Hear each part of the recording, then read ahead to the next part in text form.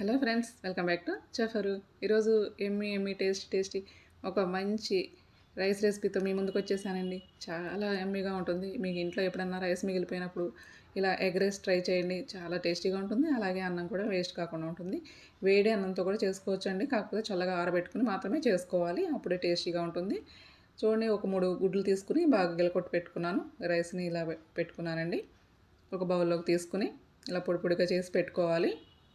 తర్వాత బాండీలోకి ఆయిల్ వేసుకోండి. ఆయిల్ వేసుకున్నాక బాగా వేడెక్కిన తర్వాత ఈ గిలకొట్టుకున్న ఎగ్ని దానిలో వేసుకోండి. వేసుకుని కొంచెం బాగా ఫ్రై చేసుకోవాలి. ముందుగానే మనం ఎగ్ ఫ్రై చేసుకుంటే దాన్ని ముక్కలు మనం తినడానికి రైస్లోకి బాగా కనిపిస్తాయి. అలాగే బాగుంటుందండి. ముందుగానే ఎగ్ని ఫ్రై చేసుకోవాలి. మనం బయట తెచ్చుకున్న బండి మీద తెచ్చుకున్న దానికన్నా కూడా చాలా టేస్టీగా ఉంటుంది. ఇంట్లోనే సేమ్ అలాగే రావాలంటే కనుక ఈ టిప్స్ ఫాలో అవుతూ మీరు ఎగ్ రైస్ని చేసుకోండి. అదే వేడన్నంతో కనుక చేస్తే దాన్ని చల్లగా ఆరనిచ్చిన తర్వాత మాత్రమే చేసుకోండి. చూడండి, ఈ విధంగా ఎగ్ అంతా కూడా చక్కగా వేయించుకోండి. వేయించుకున్న తర్వాత ఒక ప్లేట్లోకి తీసుకుని పక్కన పెట్టుకోవాలి. ఇలాంటి మరిన్ని రెసిపీస్ కోసం చెఫ్ ఛానల్ని సబ్స్క్రైబ్ చేసుకోండి, ఫాలో అవ్వండి ఫ్రెండ్స్. ఇలా కనుక చేసి పెడితే పిల్లలు చాలా ఇష్టపడి తింటారు. లంచ్ బాక్స్లో కూడా తీసుకెళ్తే చాలా చాలా బాగుంటుందండి. పొద్దున్నే మనం ఫాస్ట్గా చేసుకోవాలనుకున్నప్పుడు ఇలా రైస్ తోటి చేసేసుకోవచ్చు. పిల్లలకు కానీ ఆఫీసులకు వెళ్ళే వాళ్ళకి కానీ ఇలా లంచ్ బాక్స్లో పెడితే శుభ్రంగా ఒక్క మెతుకు కూడా మిగలకుండా తినేస్తారు. అలాగే ఎగ్తో చేస్తున్నాం కాబట్టి చాలా హెల్తీగా కూడా ఉంటుంది.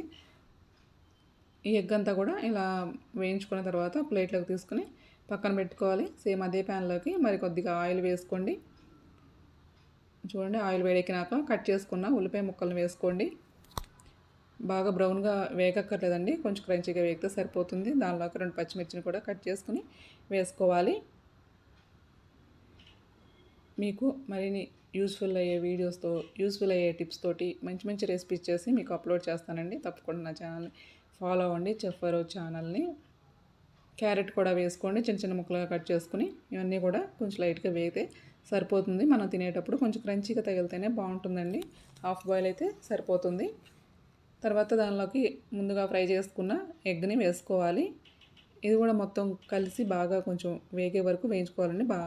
బాగా అంటే మనం కొంచెం క్రంచీగా ఉండేటట్టుగా వేయించుకోవాలి.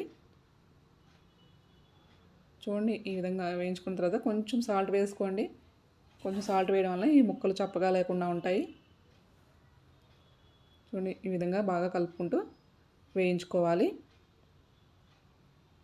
పిల్లలకైతే ఇది చేసి పెడితే చాలా ఇష్టపడి తింటారండి. మీరు తప్పకుండా ఒకసారి ట్రై చేయండి. 2 రెబ్బల కరివేపాకు వేసుకుని కలుపుకుంటూ వేయించుకోండి.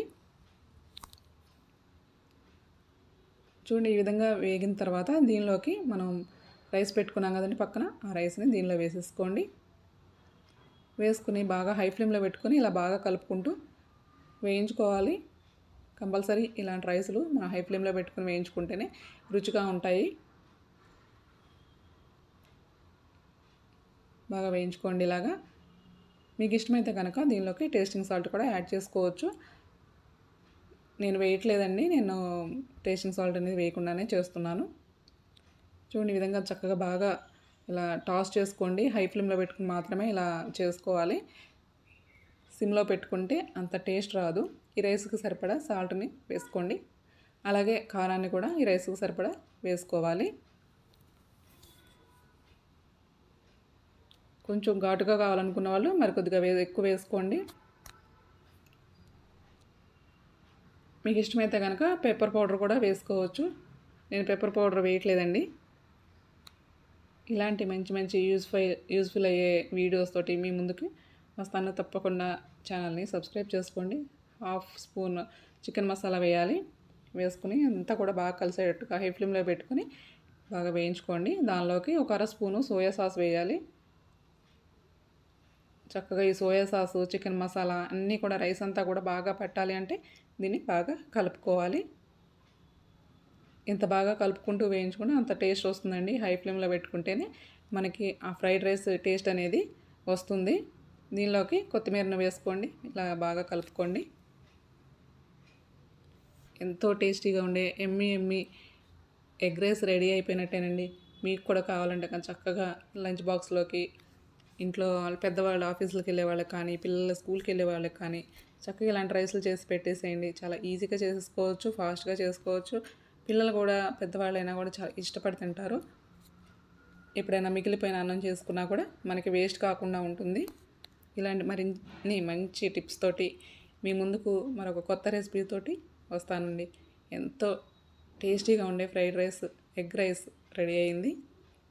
మీరు కూడా తప్పకుండా ట్రై చేసి ఎలా వచ్చిందో కామెంట్ సెక్షన్లో కామెంట్ చేయండి. Thanks for watching.